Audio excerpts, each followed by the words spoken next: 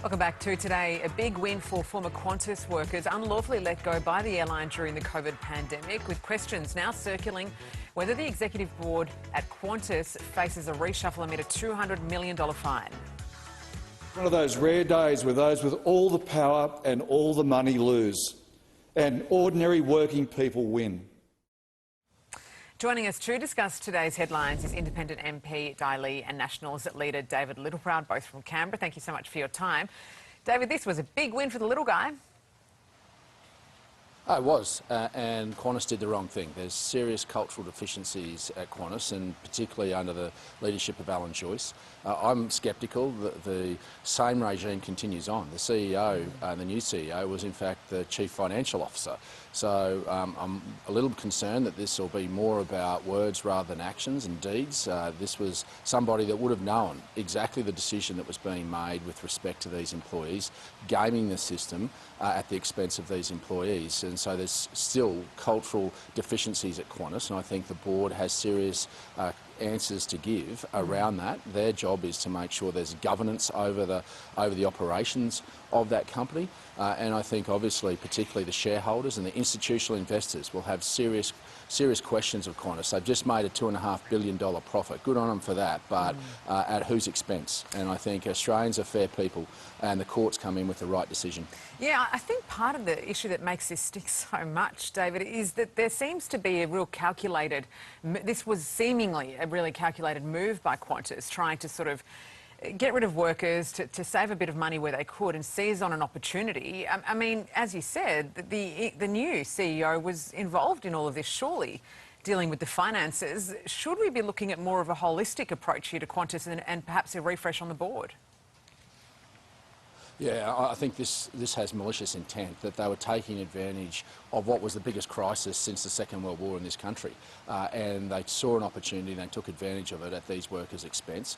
I think there's serious questions that need to be looked at. I think the board needs to act swiftly or themselves step aside, and I think that shareholders and institutional investors are the ones that can get to the board. They're the ones that are voted in.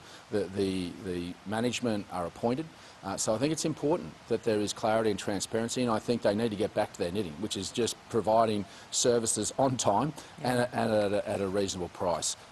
Yeah, absolutely. I mean, Di, so many workers were affected here. There will be a big compensation bill to come. Finally, they've received justice. Look, absolutely. I think, Qantas is our national carrier, and we need a national carrier. And like any employer, they should do the right thing. But then take into consideration that during COVID, a lot of businesses, including Qantas, were not operating because people weren't flying, people weren't going out to buy food, people weren't travelling. So they had to do something about that. I know of a couple of friends of mine who are Qantas flight attendants who were given leave but then they were also being paid the COVID payment while they were on leave. So that's another factor as well. So I think that was a very challenging time in our economy and globally as well. So many employees did not know what they were doing. But as a national carrier who's got a very good, obviously we grew up with that, they should have done the right thing by the employees. David, the Prime Minister is kind of mixed up in all of this, right? This really cosy relationship that we keep hearing about with Qantas. I mean, is he in trouble by association? Well, I think obviously the Prime Minister needs to come clean on the decision, particularly around Qatar. I mean, we are paying thousands of dollars more because we are stopping Qatar Airways coming in and competing. And I mean, I get he had a relationship, a friendly relationship with the CEO. That's not a crime, and the Prime Minister shouldn't be condemned for that.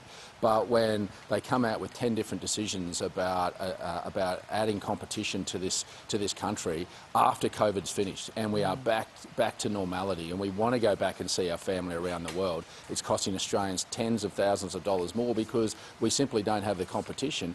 The Prime Minister looks tricky, he looks sneaky, and the Minister responsible hasn't been able to give a straight answer. And I don't believe that there's no way in the world that his office was not aware that there was someone from the Prime Minister's office that wasn't unaware of the decision that the minister was about to make. I mean, I think they need to come clean with this. They need to be honest with the Australian people, because it's costing us a lot. We want competition. It's not just for tourism, it's also for agricultural products. Just understand there's a lot of agricultural exports go underneath people's feet on flights out, and particularly into the Middle East. Yeah, I mean, obviously this decision was made under the previous government during a very difficult time in the COVID pandemic. But anyway, law has prevailed now. All right, well, in some other news, multi-millionaire Melbourne property mogul Tim Gurner has taken aim at tradies, claiming they're paid too much and need to work harder. Take a listen. We need to see pain in the economy. We need to remind people that they work for the employer, not the other way around. I mean, there's been a systematic change where employees feel the employer is extremely lucky to have them, as opposed to the other way around. So it's a dynamic that has to change. We've got to kill that attitude, and that has to come through hurting the economy. Tradies have definitely pulled back on productivity. You know, they have been paid a lot to do not too much in the last few years. Oof, how's that for a sting, David? Is it a fair call? Oh, let them eat cake. I mean, dead sad. Who is this guy? I mean, it's a tight labour market. I mean, I think that the real wages are going down at the moment. Australians are doing it tough, and what, they don't have a job and they can't pay for the cost of living? I think, let's be realistic. There's enough pain in the economy at the moment. Gurner said people need to be reminded that they work for the employer, not the other way around. And he says the only way to do that is by hurting the economy to raise the unemployment rate. I mean, is he onto something there, or is it just a bit tone deaf?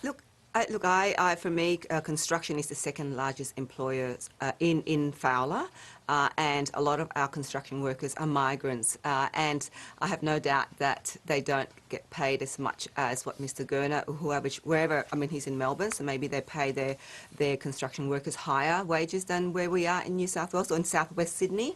But I think that everything definitely has gone up. I mean, if you do get a tradie in, they have to charge, as higher prices because of the products that has gone up, the supply chain, everything has increased there as well.